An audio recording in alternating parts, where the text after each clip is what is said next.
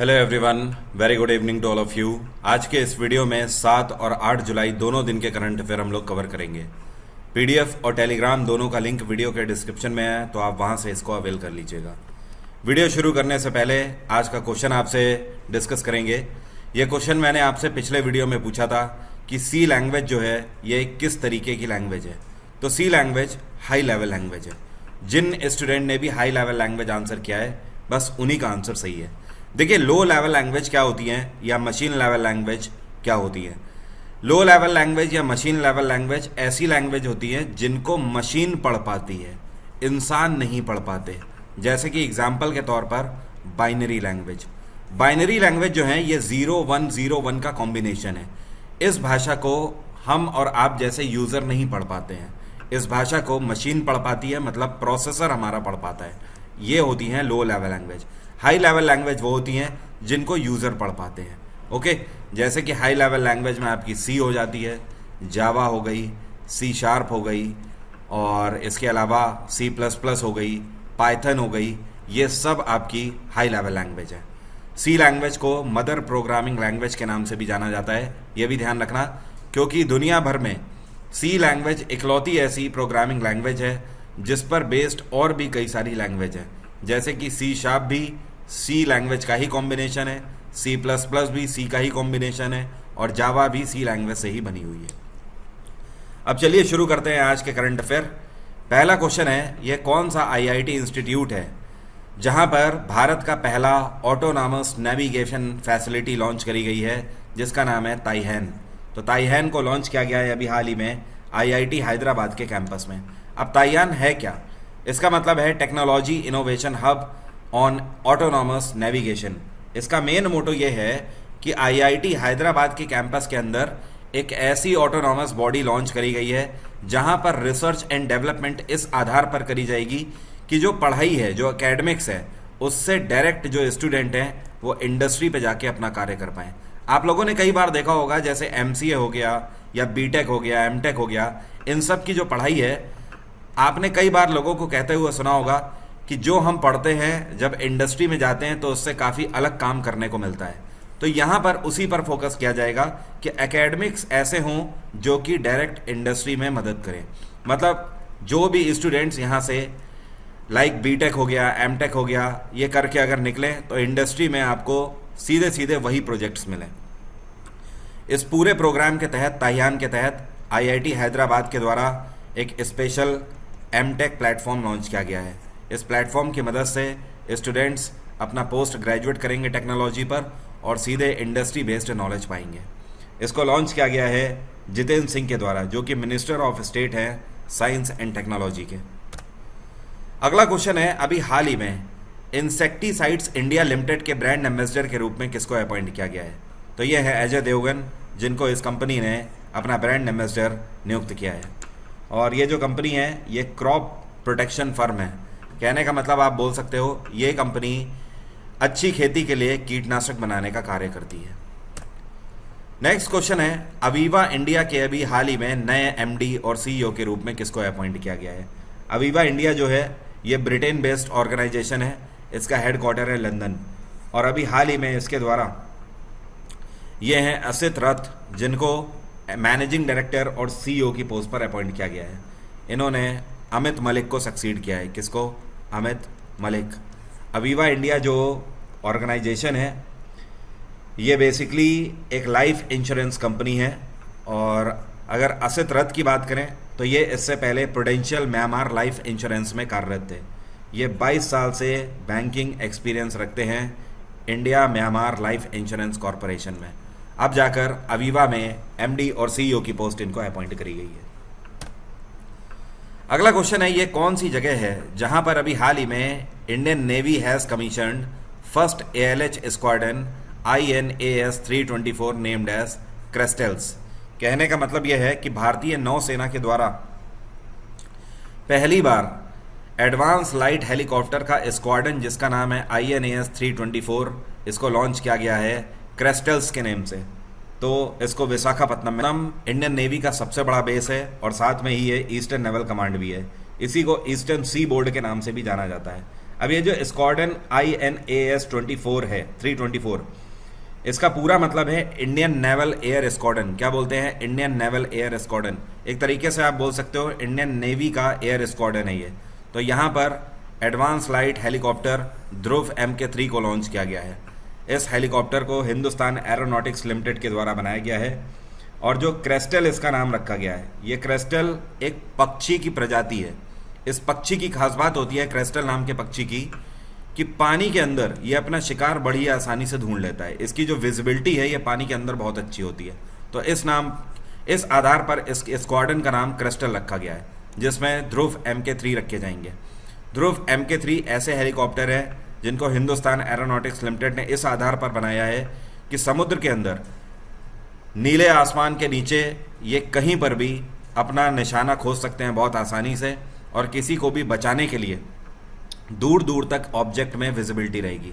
इसके अलावा जो लहरों का जो सफ़ेद पानी दिखाई देता है उसमें भी इनकी विजिबिलिटी काफ़ी हाई है। इस साल के शुरुआत में Indian naval chief R Hari Kumar बनाए गए थे, R हरि कुमार। अगला क्वेश्चन है an indigenous AI based software has been developed. कहने का मतलब यह है कि भारत में ही निर्मित आर्टिफिशियल इंटेलिजेंस बेस्ड एक सॉफ्टवेयर बनाया गया है to detect unauthorise construction and encroachment on west end. ये किस तरीके की भूमि है जहां पर किसी भी तरीके का अनाधिकृत निर्माण और अतिक्रमण को आसानी से डिटेक्ट कर पाएगा ये सॉफ्टवेयर। तो ये सॉफ्टवेयर बेसिकली डिफेंस लैंड के लिए बनाया गया है। भारत में ऐसी ज़मीनें जो कि डिफेंस मिनिस्ट्री के अंतर्गत आती हैं, उन सभी ज़मीनों के अंदर किसी भी तरीके का अनऑथराइज कंस्ट्रक्शन या फिर एनरोचमेंट को रोकने के लिए ये सॉफ्टवेयर बनाया गया है।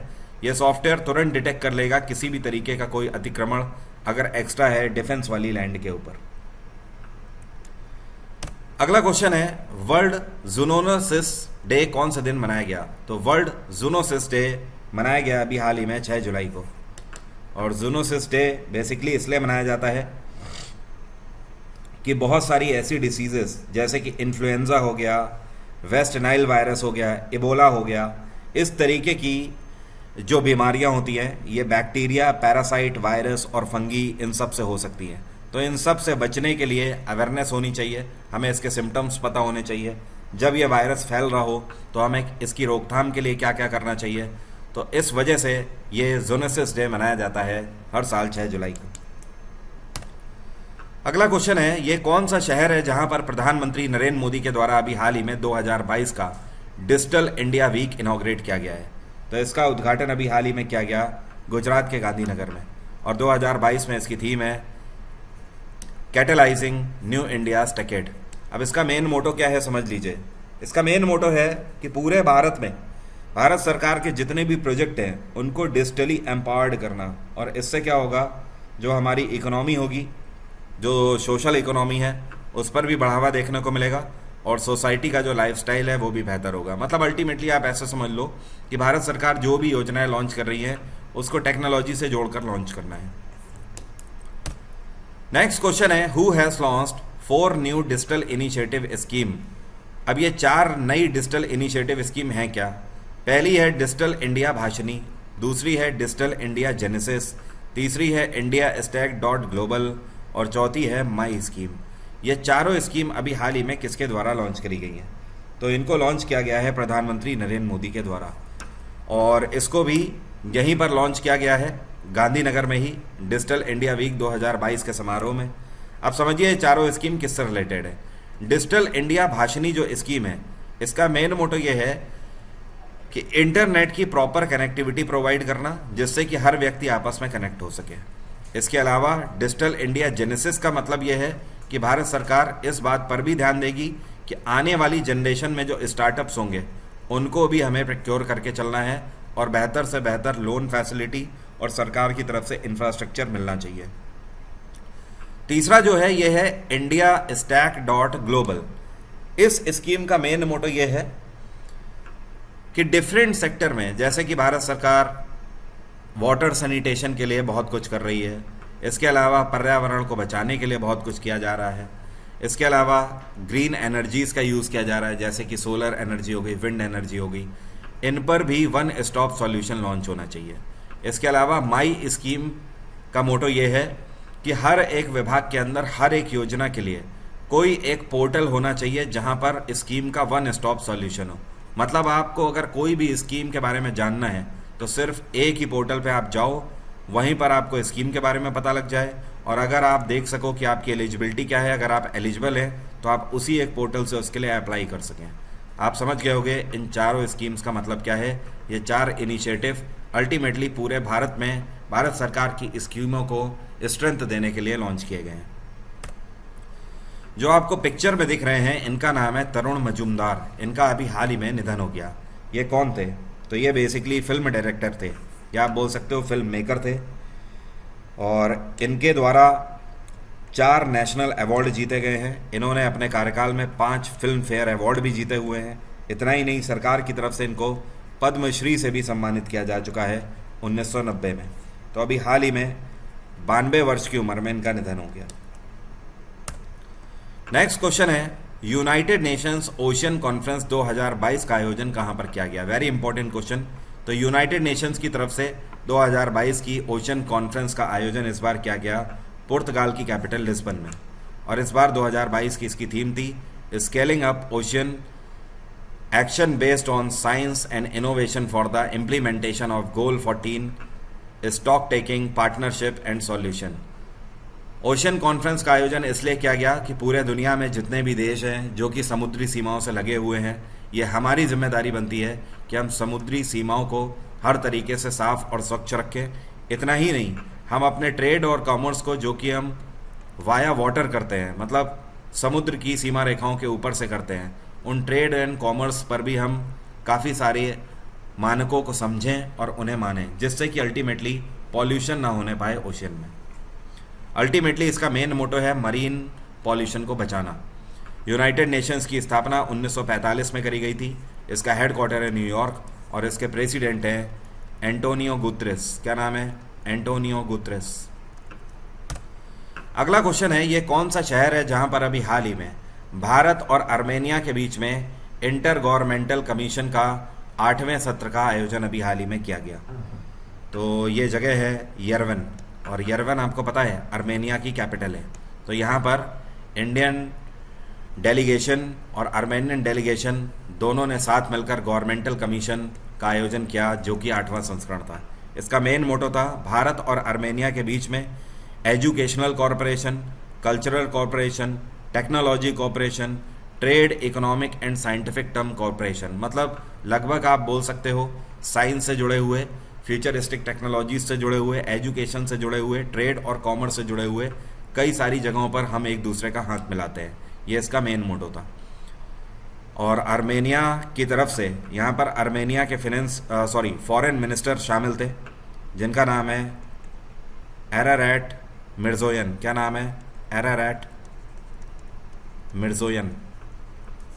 और भारत की तरफ से इसको लीड किया है मिनिस्ट्री ऑफ एक्सटर्नल अफेयर्स के जो सचिव हैं, जो सेक्रेटरी हैं, सीनियर आईएफएस अधिकारी संजय वर्मा। अगला क्वेश्चन है, अभी हाल ही में फील्ड्स मेडल 2022 से किसको सम्मानित किया गया? तो पूरे दुनिया में फील्ड्स मेडल इन 4 लोगों को मिला हुआ है। फील्ड्स मेडल पहले मैं आपको बता दूं किन लोगों को दिया जाता है। ये टॉप मैथमेटिशियंस को प्राइज़ दिया जाता है मैथमेटिक्स के क्षेत्र में आउटस्टैंडिंग कंट्रीब्यूशन के लिए। तो इनमें से एक हैं, इनका नाम है मैरिना विजयावोस्का। क्या नाम है? मैरिना विजयावोस्का। ये कहाँ से बिलोंग करती हैं?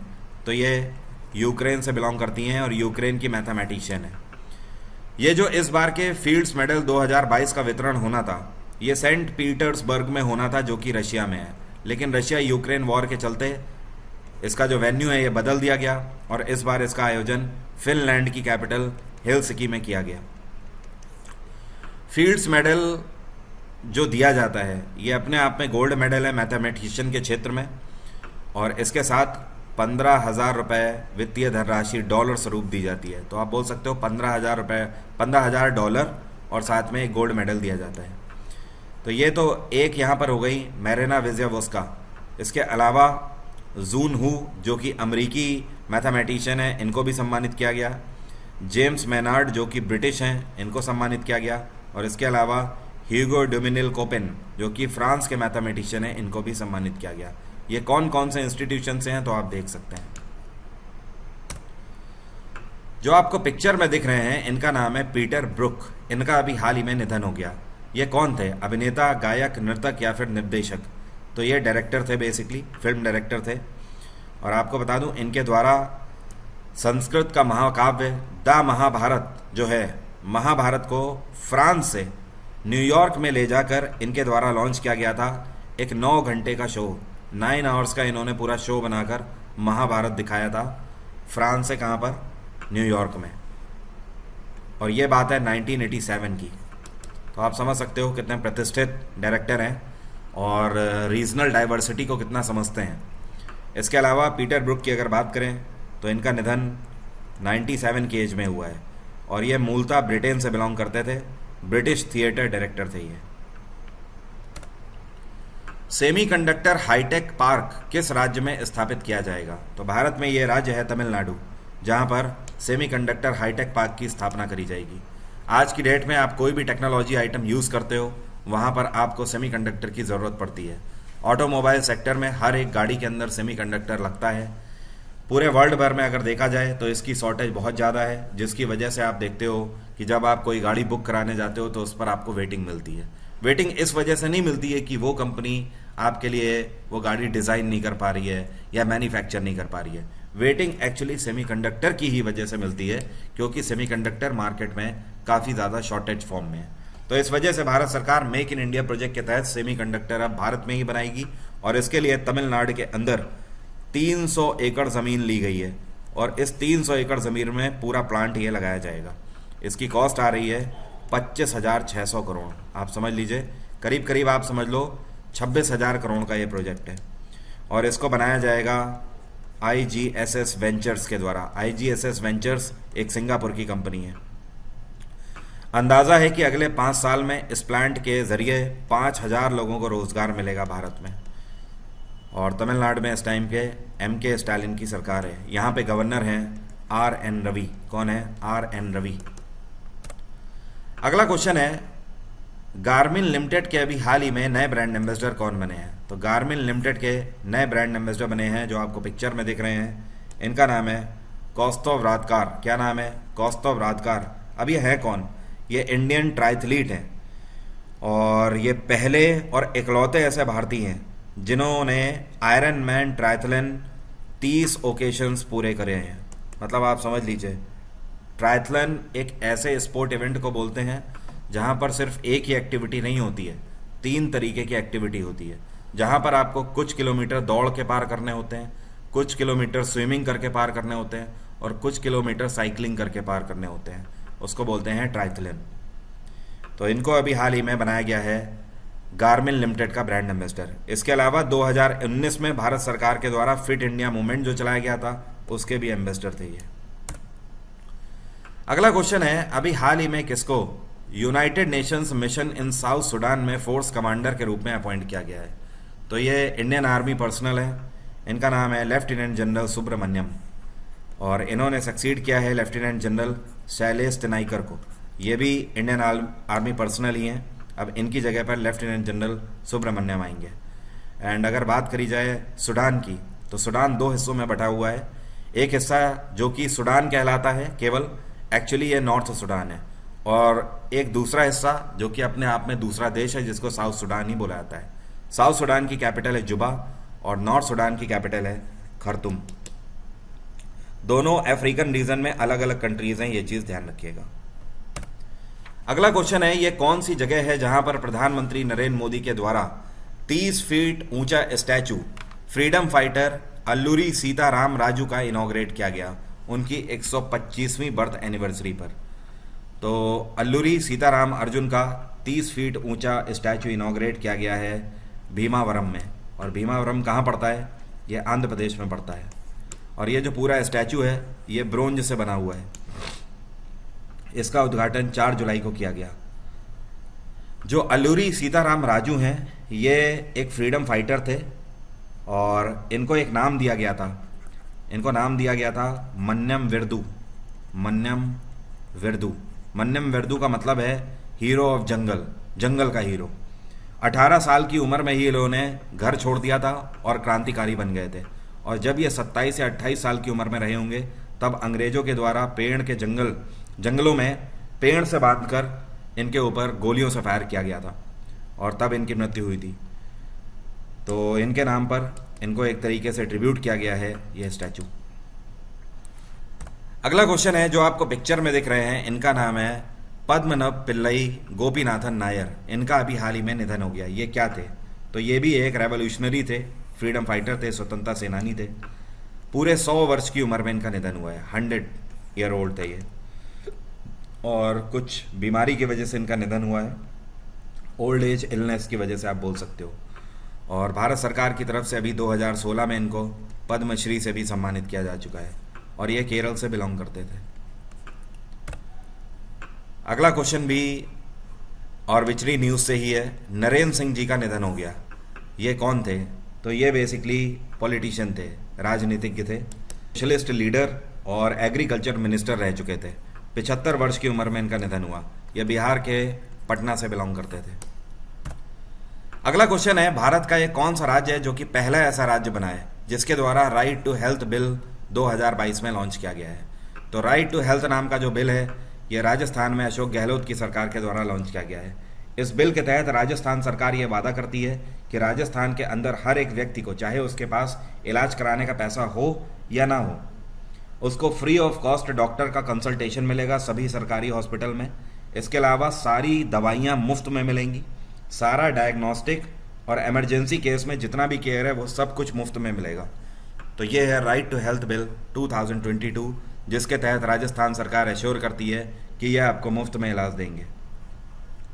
इसके अलावा अगर कोई ऐसा इलाज है जो कि उस टाइम पे गवर्नमेंट सेक्टर हॉस्पिटल में मौजूद अगर नहीं होता है तो प्राइवेट हॉस्पिटल में भी वो इलाज दिया जाएगा, जिसका पैसा सरकार के द्वारा ही भरा जाएगा।